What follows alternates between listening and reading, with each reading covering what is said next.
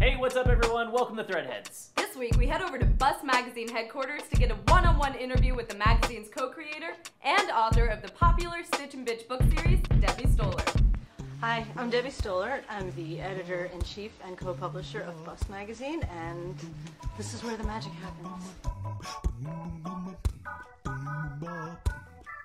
I started Bust together with Lori Hensel about 15 years ago, and we started it as a women's magazine that could be different from other women's magazines out there, and that it would be more honest about women's lives and funny and smart, and cover a lot of really cool stuff that women were doing and were about that wasn't getting covered elsewhere. And that's pretty much what we still do today. People tell us that it really does make them feel better about their lives, or they're happy to know that they're not the only one that wouldn't easily fit into a big glamour magazine fashion shoot, and that they are about a lot more things than those magazines would make you believe women are about.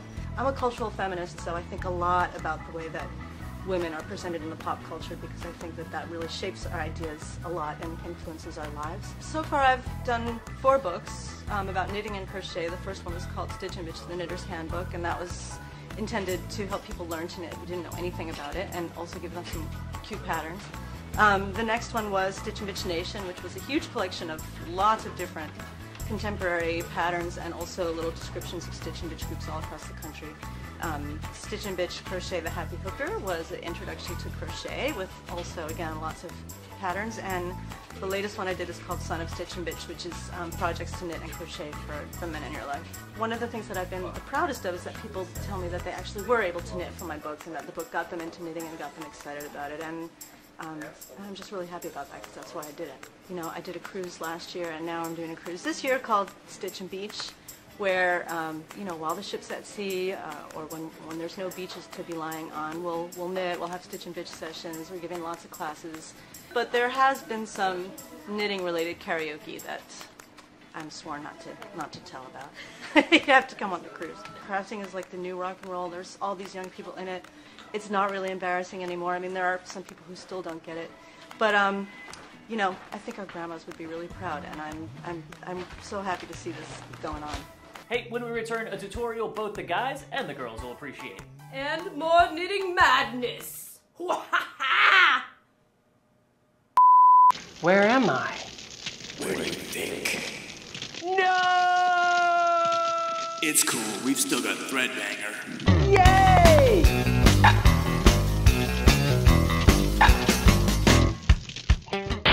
Okay, so we've been getting a lot of requests for another knitting tutorial. So I'm going to show you how to make a very simple and fashionably hip Pidge Scarf. Okay, the first thing you want to do, if you haven't already, is watch the knitting video we made a while back.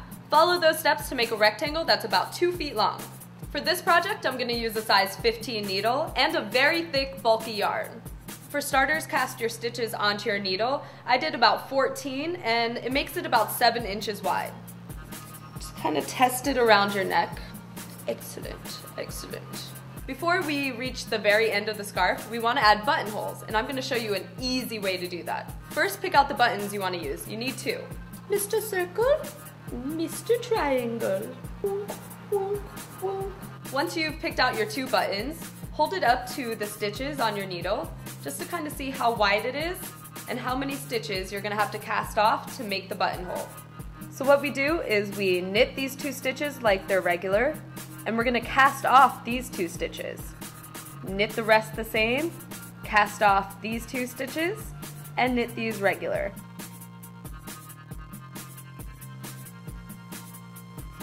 So now we've cast off those 2 stitches, and there is a gap here.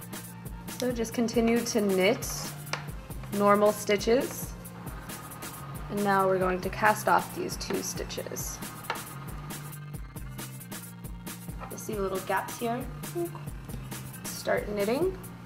Gonna knit the first 2, add those 2 loops back on there.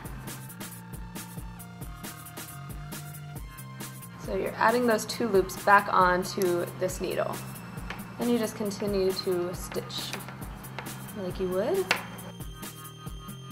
And again, cast on 2 stitches onto the needle. Then continue knitting. And you've created very simple buttonholes. And now you're just gonna knit a couple more rows and you'll be done with the knitting part of your scarf. I'm now done knitting about 4 or 5 rows after the buttonhole row, so it's just time to cast off. And again, to learn how to cast off, you can watch that first knitting video we made. We have to tuck these little tails in. Now that your tails are all tucked in and hidden, you are going to sew on your buttons. So what you want to do is just try it on to kind of get an idea of where the buttons are going to go. They're going to go along this seam right here. So here's the buttonhole. Just going to put a pin there so you know exactly where to place your button. You put your buttons right here and right here. Take out your needle and thread, thread your needle, put your button where you want it. Just start from the back and sew on your button.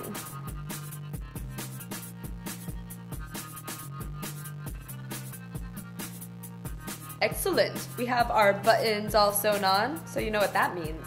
It's time to try it on.